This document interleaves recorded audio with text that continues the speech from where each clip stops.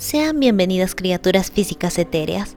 Yo soy la Caminante Fantasma, con un tema que me parece innecesariamente controvertido: la mujer en el shonen de peleas y la crítica feminista. Porque cualquier temática que diferencie individuos de diferentes géneros parece que es un tema controversial. Pero ateniéndome a lo que yo puedo considerar cuando menos razonable, permítanme abordar este tema y explicar quizá algo detrás de la lógica de los llamados guardianes de la corrección política. El movimiento feminista, al menos hasta donde yo lo veo, fue una reacción social natural. La mitad de la población vivía en condiciones que, si bien eran aceptables, hablando claro del promedio, carecían de posibilidades de autorrealización, eran permanentemente dependientes, sin derechos básicos y sin garantías para su bienestar. Era imposible que esta situación no desembocara en una lucha social, y obviamente con esta nueva lucha social, diversos pensadores generaron nuevas teorías en base a estos movimientos.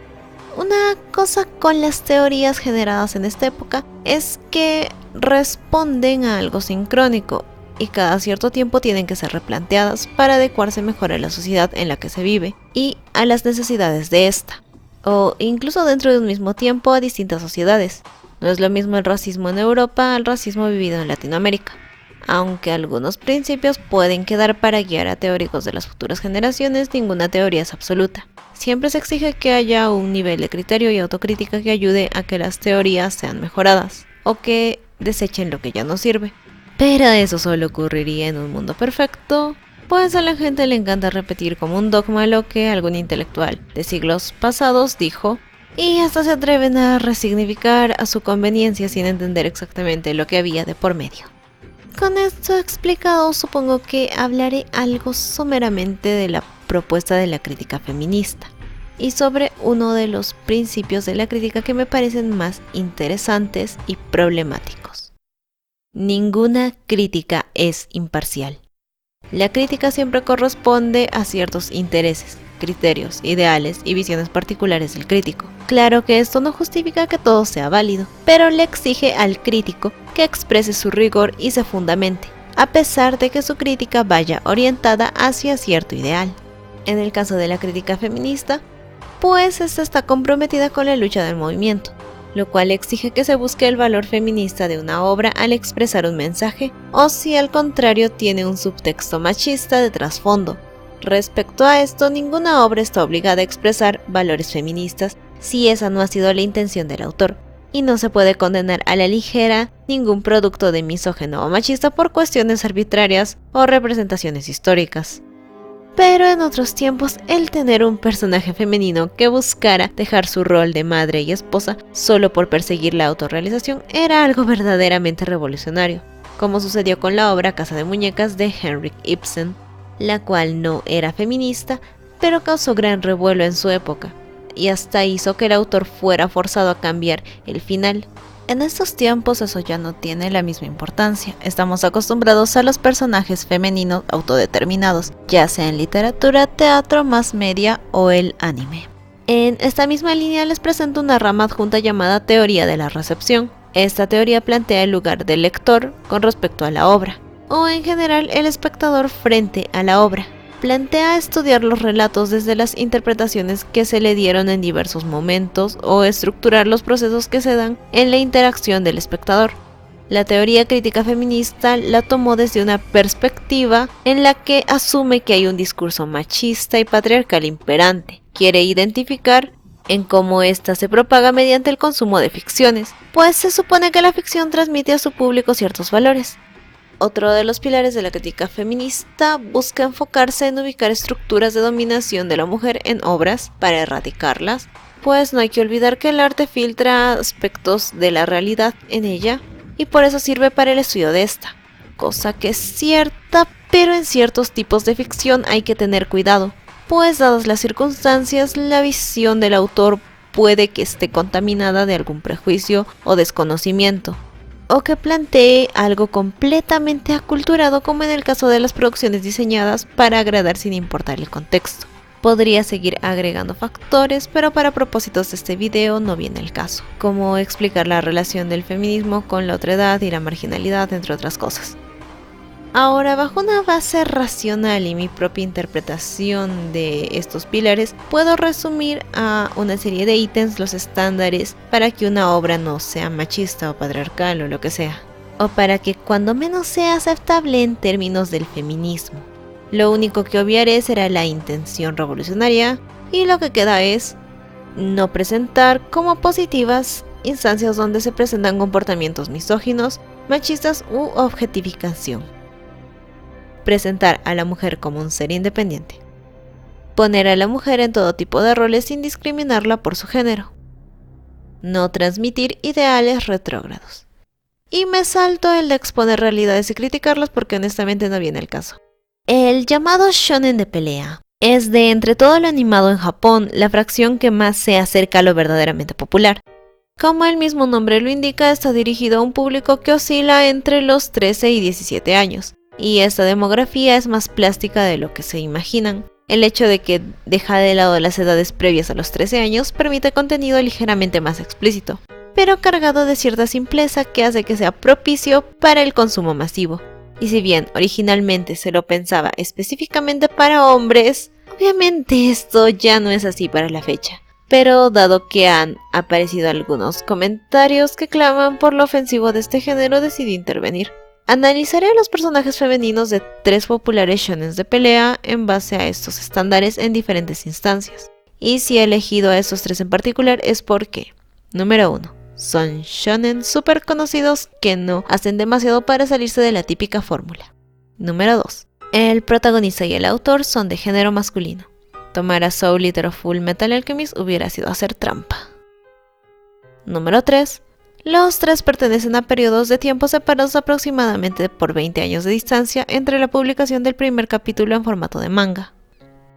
Número 4. Son serializaciones largas que todavía están en emisión y pertenecieron o pertenecen a la Shonen Jump. Sin más que decir, comenzamos este estudio comparativo, donde veremos el desempeño de estas series de acuerdo a los ítems que ya les dije en diversas categorías. Introducción del primer personaje femenino. Dragon Ball, sin el uso de grandes técnicas y con un tono consistentemente cómico, nos presentó durante su primera saga a Bulma, chica principal de la serie y el personaje femenino más importante de la misma. Una vez que llega, se establece su personalidad y sus intenciones. Se hace un fuerte contraste con respecto al protagonista, lo cual rápidamente marca a Bulma como un ser autónomo. En este aspecto, hace correctamente lo que se supone que una presentación haga.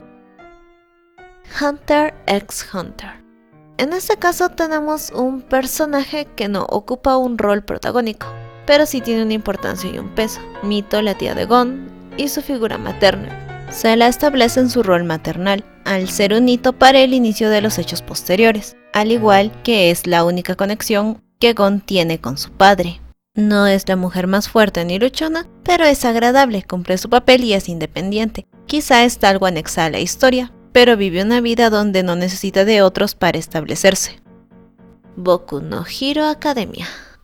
El primer personaje femenino en aparecer en pantalla es Lady Mountain, un personaje terciario, supongo que cumple el rol de ilustrar cómo funciona el mundo, pero no ayuda nada al tono, ya que lo primero que ella misma resalta de Cis es su trasero. Plantea el asunto de los héroes como una especie de negocio vano, como el ser influencer, lo cual no expresa ni los mismos ideales del héroe, ni tampoco los problemas que luego trataría la serie.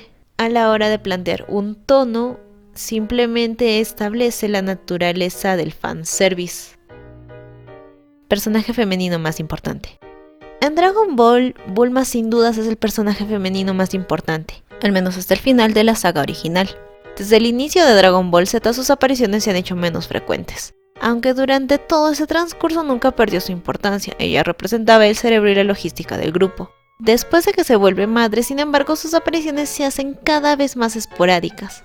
Pero todos los personajes, exceptuando la dupla principal, tuvieron destinos semejantes, siendo solo usados en escenas eventuales. Sobre el aspecto del manejo de su personalidad, ella no es un ideal de dama bajo ningún medio. Es una mujer inteligente y de carácter fuerte. Es cierto que en un inicio ella fue el soporte para varios chistes sexuales, pero el hecho de que fuera tramposa, manipuladora y se aprovechara de sus propios atributos hace que de hecho entre algo más en ese modelo que tanto claman las feministas de la mujer empoderada en su sexualidad. Hunter x Hunter.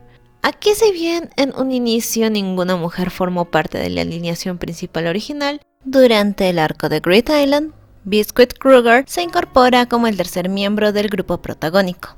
El rol que ella toma en la parte es el de maestra y aliada en combate. En el caso de este personaje también se aleja de los cánones ridículos de una mujer sumisa. Es una cazadora de joyas completamente capaz, presumiblemente más fuerte que los protagonistas. Es manipuladora, astuta, vanidosa, pero a la vez sensata, experimentada, firme y le gusta sacar a reducir el potencial de los otros.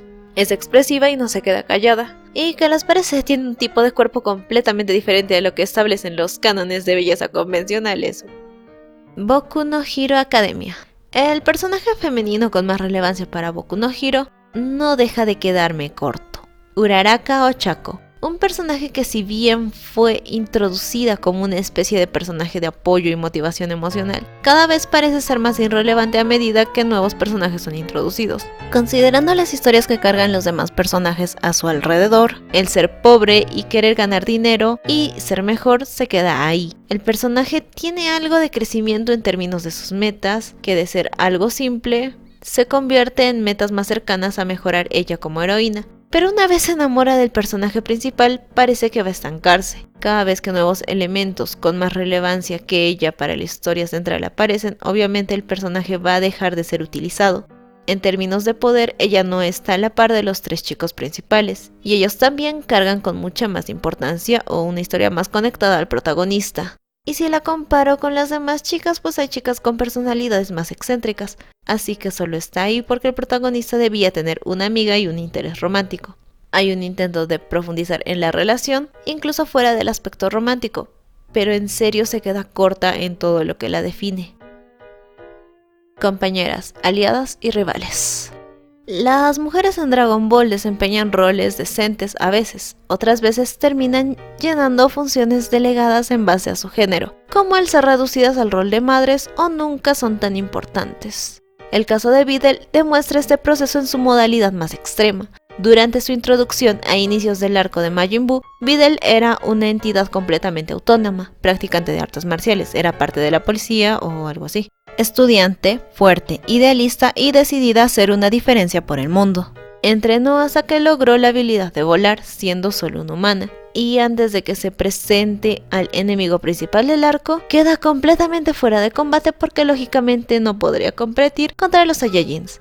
Al final sus apariciones se limitaron al rol de esposa y madre, la cual ya no expresa su lado guerrero. Algo similar se puede decir de todas las mujeres en Dragon Ball, de volverse recurrentes, pues algunas hasta cayeron en el olvido. El problema es que la fórmula del conflicto tendría que variar para poder dar relevancia a personajes cuya potencial de pelea no vaya a reventar el universo, porque si no se tendrían que introducir rivales que estén a la par de Goku y Vegeta, y justificar ese nivel de poder ya es difícil, porque las escalas de Dragon Ball se han hecho cada vez más ridículas.